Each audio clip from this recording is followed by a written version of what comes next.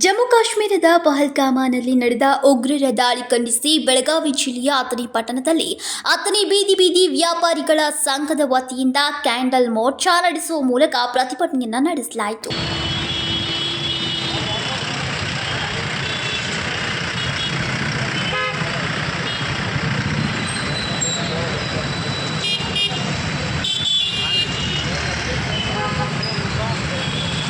ಮಾನವೀಯತೆಯ ಮೇಲಿನ ದಾಳಿ ಇದಾಗಿದ್ದು, ಭಾರತದಲ್ಲಿರುವ ನಾವು ಹಿಂದೂ ಮುಸ್ಲಿಂ ಬಾಯಿ ಎಂದು ವಿವಿಧತೆಯಲ್ಲಿ ಏಕತೆಯಿಂದ ಬದುಕ್ತಾ ಇದ್ದು ಶಾಂತಿ ಕದಡುವ ಹುನ್ನಾರವನ್ನು ನಡೆಸ್ತಾ ಇರುವ ಕೆಲ ಕ್ಷುದ್ರ ಶಕ್ತಿಗಳನ್ನು ಕೇಂದ್ರ ಸರ್ಕಾರ ಕೂಡಲೇ ಹಿಮ್ಮೆಟ್ಟಿಸುವ ಕೆಲಸವನ್ನ ಮಾಡಬೇಕು ಮತ್ತು ವೈಧ್ವಂಸಕ ಕೃತ್ಯದಲ್ಲಿ ತೊಡಗಿರುವವರನ್ನ ಸಾಧ್ಯವಾದರೆ ಬಂಧಿಸಿ ಸಾರ್ವಜನಿಕವಾಗಿ ಅವರ ದೇಹದ ಅಂಗಗಳನ್ನು ಕತ್ತರಿಸುವ ಮೂಲಕ ಕಠಿಣ ಕ್ರಮ ತೀರಿಸಿ ಭಯೋತ್ಪಾದನೆಗೆ ಕೃತ್ಯಕ್ಕೆ ಕಠಿಣ ಶಿಕ್ಷೆ ಇದೆ ಅನ್ನೋದನ್ನ ಸಾಬೀತು ಮಾಡಬೇಕು ಎಂದು ಪ್ರತಿಭಟನಾಕಾರರು ಆಗ್ರಹಿಸಿದರು.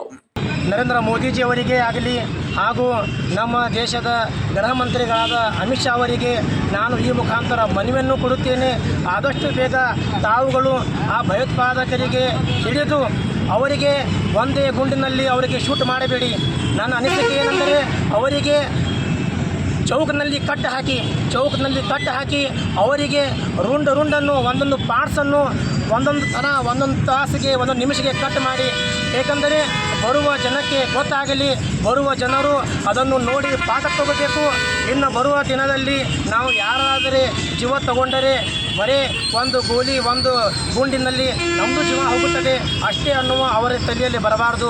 ಅದಕ್ಕಾಗಿ ನಾನು ಮನವಿಯನ್ನು ಮಾಡುತ್ತೇನೆ ಗೃಹ ಮಂತ್ರಿಯವರಿಗೆ, ಆದಷ್ಟು ಬೇಗ ತಾವು ಅವರ ಮೇಲೆ ಅವರಿಗೆ ಅರೆಸ್ಟ್ ಮಾಡಿ ಚೌಕಿನಲ್ಲಿ ಕಟ್ಟಿ ಹಾಕಿ ಅವರನ್ನ ಬಟ್ಟಾಗಲಿ, ನಾಲಿಗೆ ಆಗಲಿ, ಕಿವಿ ಆಗಲಿ, ಮೂಗಾಗಲಿ ಅದನ್ನು ಕತ್ತರಿಸಿ ಅವರಿಗೆ ಇಂತಹ ಶಿಕ್ಷೆಯನ್ನು ಕೊಡಬೇಕು.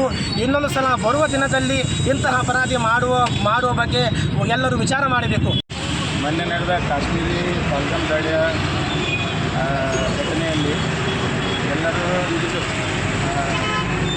ಸಮಸ್ತ ಜೀವಿತಾన్ని ಅವರ ಮನೆ ಮೆಂಬರ್ಗಳನ್ನ ಕಳ್ಕೊಂಡಿರುವ ಫ್ಯಾಮಿಲಿಗಳಿಗೆ ದೇವರ ಆತ್ಮಕ್ಕೆ ಶಾಂತಿ ನೀಡಲೆಂದು ನಮ್ಮ ಬೀದಿ ವ್ಯಾಪಾರಿಗಳ ಪರವಾಗಿ ನಾವು ಈ ಕ್ಯಾಂಡಲ್ ಒಂದು ಶ್ರದ್ಧಾಂಜಲಿಯನ್ನು ಸಲ್ಲಿಸ್ತಾ ಇದ್ದೀವಿ.